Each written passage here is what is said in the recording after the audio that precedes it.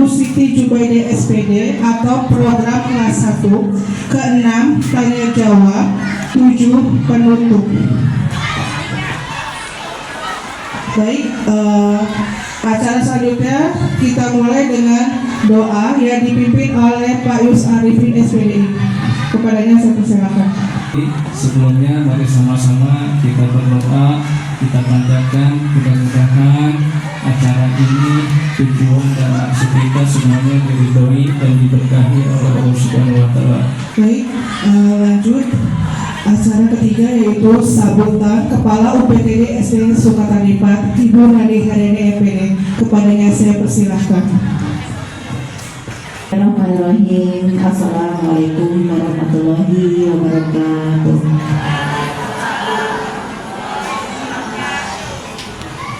Alhamdulillahirabbil alamin wa bihi nasta'in ala umuri dunya waddin.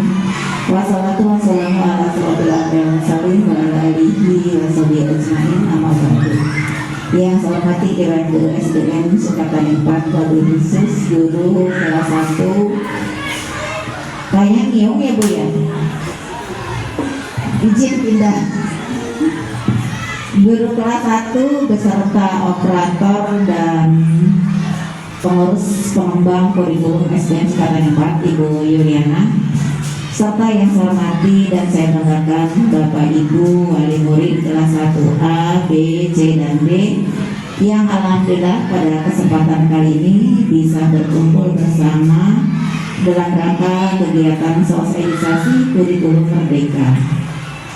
Puji serta syukur mari kita panjatkan kehadirat Allah Subhanahu wa Ta'ala bahwasanya di kesempatan kali ini Ibu bisa hadir memenuhi undangan kami dalam rangka informasi-informasi yang harus saya sampaikan kepada Bapak Ibu sekalian selaku wali murid dari kelas 1 yang mudah-mudahan di tahun pelajaran 2023-2024 ini Ibu Bapak bergabung menitipkan putra-putrinya di SDN Sukatani 4. Kita dapat bersinergi untuk memajukan putra-putri kita dan untuk mendukung program-program yang insya Allah akan digulirkan dan harus diketahui oleh Bapak Ibu sekalian selaku wali murid yang ada di SDN Sukatani 4. Bapak Ibu sekalian, informasi-informasi yang akan saya sampaikan, Ibu nggak apa-apa ya, jangan terganggu dengan anak-anak, memang dunianya seperti itu. Jadi Ibu fokus aja ke saya, gitu ya. Dunianya nggak boleh dilarang, nggak boleh dilarang lari-larian, nggak boleh dilarang mondar-mandir, biarkan saja. Nanti kalau sudah besar juga akan ngerti sendiri, gitu ya. Kalau mau melarang kita tutup aja pintunya. Terima kasih sudah lewat. Mau lewat lagi saya? Mangga. Yuk lewat. Sini nak. Proses yang kedua, kami bertemu dengan ibu-ibu sekalian ya. Bapaknya alhamdulillah ada 1, 2. Yang merasa bapak ada lagi. Alhamdulillah ada juga hadir bapak-bapak. Alhamdulillah ibu ya. Jadi ini pertemuan yang kedua kalau tidak salah ya. Iya ya Bu ya. Pertemuan yang kedua. Kemarin pertemuan yang pertama itu kita bagi-bagi kelas ABCD ya Bu, saya masih ingat. Yang sekarang ketemu lagi yang kedua, yaitu akan memperkenalkan tentang masalah implementasi kurikulum merdeka. Karena perlu disosialisasikan, disebabkan SDN Sukatani 4 ini baru melaksanakan kurikulum merdeka berubah. Yang kemarin kita masih melaksanakan kurikulum merdeka mandiri, hampir sama dengan kurikulum 2013. Hanya bedanya kurikulum yang kemarin ada P5-nya. P5 anak-anak kelas 2 sampai kelas 6 sudah hafal Bu, karena ada lagunya ya. Ya Bu Guru ya, ada lagunya P5. Jadi kelas 2 sampai dengan kelas 5 sudah mengenal yang namanya P5. Yang kelas 1 yang baru ini untuk kita akan melaksanakan yang namanya kurikulum merdeka berubah. Saya yakin ibu-ibu sudah pernah mendengar dan sering mendengar apa sih kurikulum merdeka berubah, sama baik katanya gitu ya.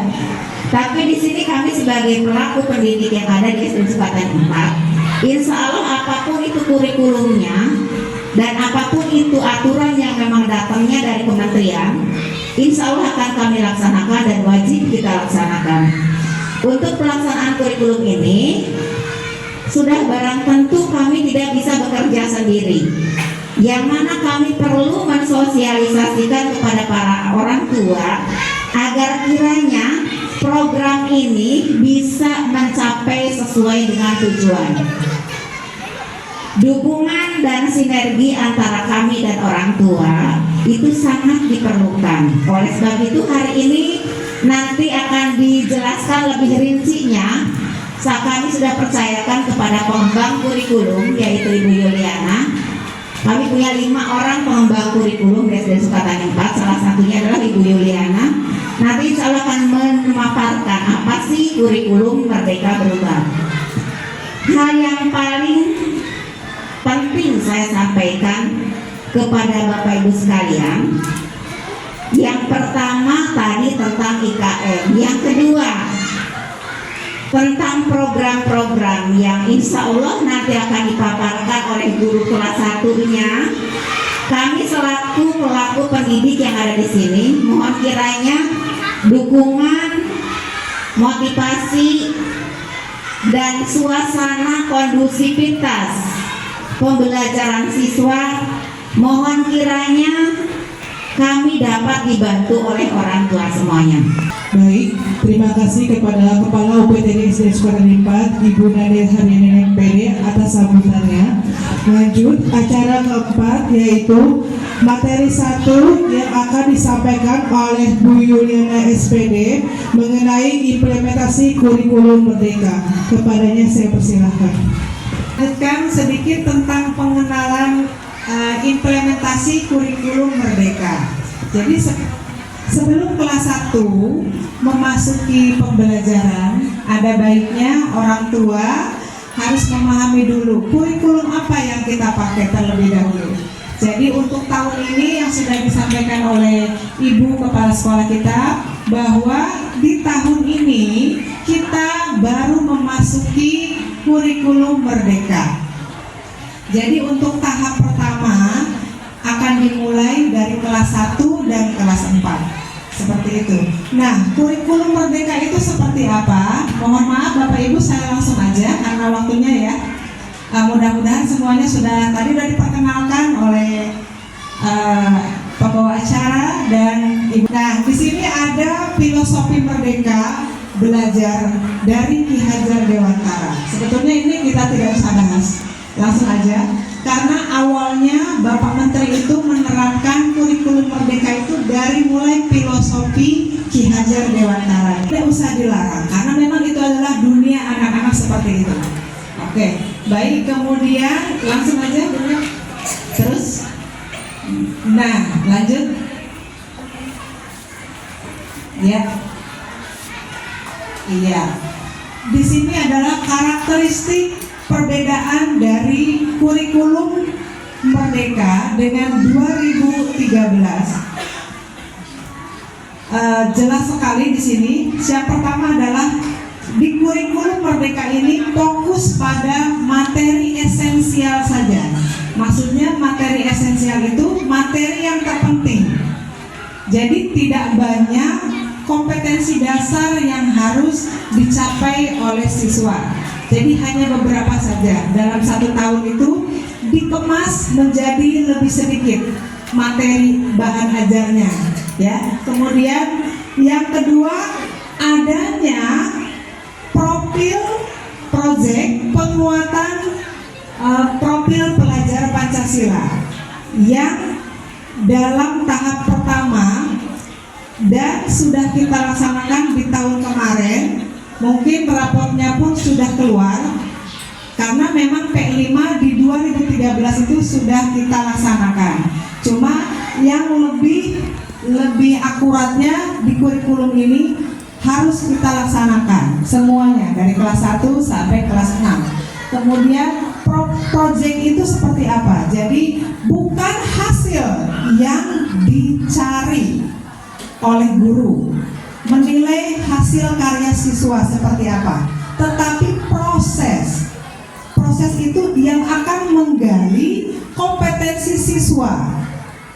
Bagaimana siswa bisa berpikir kritis tentang suatu masalah, bagaimana siswa menjalankan kompetensi-kompetensi yang diberikan, kemudian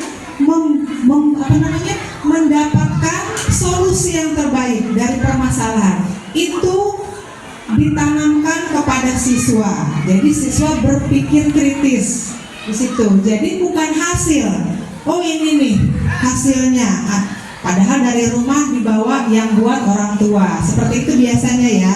Tapi betul-betul pure sekarang itu anak yang akan melaksanakan sendiri. Bagaimana dari mulai nol, anak tidak paham apa-apa sampai mereka melakukan sesuatunya ya sesuai dengan proyek nanti yang akan kita laksanakan. Jadi benar-benar mengalami sendiri proses belajarnya seperti apa. Seperti itu ya Bapak Ibu ya. Sekarang udah mulai serius banget. Yang ketiga, kemudian ada capaian pembelajaran per fase. Kalau dulu namanya kompetensi dasar, tetapi sekarang berubah namanya jadi capaian pembelajaran yang sudah dikemas lebih sedikit materi ajarnya. Oke, lanjut Miss Lab.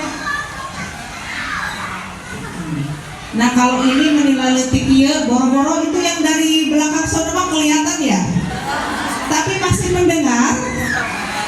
Alhamdulillah, nyampe lah hawar-hawar sedikit ke sana ya, sampai ke ruangan 3 di sana. Ya, lanjut. Kalau itu tentang kebijakan, ya. Kemudian ini juga sama tadi. Lanjut Miss Nep, ya cepat.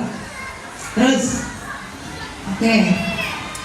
Terus, nah ini yang seperti tadi, benang merah dari pengembangan kurikulum merdeka. Pertama, holistik. Kemampuan apa yang harus didapat anak lulus dari SD? Pertama, kognitif ini, kecerdasan. Kedua, sosial. Bagaimana siswa bisa bersosialisasi dengan temannya, kemudian dengan yang lain kelas, kakak kelas, gurunya, bersosialisasi. Kemudian emosional, dari segi emosional, bisa meredam amarah. Itu anak berarti luar biasa, sukses pembelajaran ini kalau siswa sudah bisa meredam emosional ya. Kemudian dan spiritualnya tentu yang paling fondasi adalah agama di sini. Jadi keempat hal itu yang harus ditanamkan, bukan hanya kecerdasan saja. Kecerdasan tadi gampang, kita ngasih materi, transfer materi, pembelajaran matematika begini-begini gampang, tetapi apakah siswa bisa membawa karakternya nanti ke jenjang berikutnya seperti apa? Kemudian yang kedua adalah berbasis kompetensi, bukan konten. Jadi kalau di kurun 2013 guru toh-tohan ngajar materi, ketinggalan materi, ngebut nih, bocah mau ngerti kayak mau enggak, lanjut terus. Tapi di kurikulum merdeka ini mudah-mudahan setiap materi yang disampaikan siswa harus tuntas seluruhnya. Jadi harus bisa semua. Mungkin dalam level yang berbeda. Karena kenapa? Siswa itu memiliki keunikan yang berbeda. Jadi kita tidak bisa menyamaratakan kompetensi atau pemahaman siswa. Jadi unik ya. Mungkin dari level yang berbeda. Kemudian ada kontekstualisasi dan personalisasi. Nah, kita lebih didekatkan oleh budaya yang terdekat. Dari Sukatani 4 kita punya budaya apa? Nanti proyeknya nanti ke sana. Kemudian Sukatani 4 lebih luas lagi kota Depok. Ini makanya MPLS kemarin kita kunjungan ke kelurahan supaya siswa paham siapa sih lurah kita, Pak RT harusnya ya, Pak RT, Pak. Nah seperti itu. Jadi mengenal lingkungan, konteks budaya setempat. Lanjut, ini jadi benang merahnya cuma 3. Lanjut Mister. Nah, keunggulan kurikulum merdekanya 1, lebih sederhana dan mendalam. Tadi cuma esensi, terpenting. Mas, jadi materinya. Kemudian lanjut yang kedua. Nah, ini contoh pembelajaran yang mendalam dan bermakna. Untuk matematikanya ini cuma segini saja nih. Di kelas 1 itu yang harus dicapai siswa. Kemampuan membedakan jumlah ukuran prosedur, membandingkan jumlah ukuran prosedur. Jadi kompetensi dasar itu tujuan pembelajarannya lebih padat, tapi nggak banyak jadinya gitu ya. Fokus satu materi penting aja. Lanjut. Nah, kemudian lebih merdeka. Tentunya merdekanya kepada siapa? Pertama adalah peserta didik. Tidak ada program kalau ini untuk SMA. Peminatan di SMA dan bla bla ya.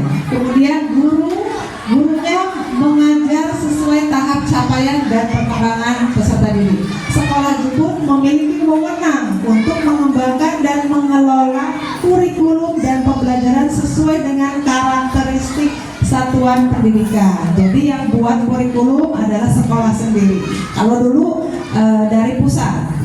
Tapi sekarang dikembangkan, diserahkan ke satuan pendidikan masing-masing sesuai dengan karakteristik sekolah kita masing-masing. Oke, lanjut. Yang ketiga, lebih relevan dan interaktif. Interaktifnya nanti pada saat siswa melakukan proyek ataupun pembelajaran di dalam kelas. Ya, nah 3 saja. Nah, kurikulum yang kita pilih adalah pilihan nomor 3, kurikulum merdeka. Lanjut lagi. Nah, yang kita pakai, kita sudah masuk ke mandiri berubah. Menerapkan kurikulum merdeka dengan menggunakan perangkat ajar yang sesuai. Lanjut. Jadi namanya merdeka berubah ya. Kurikulum merdeka berubah.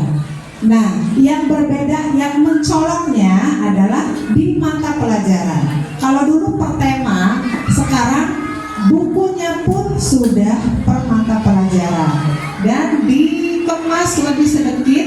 Hanya ada beberapa pelajaran agama 1, kemudian PKN, di situ ada pendidikan Pancasila 2, bahasa Indonesia 3, matematika 4, PJK 5 dan SB itu seni budaya.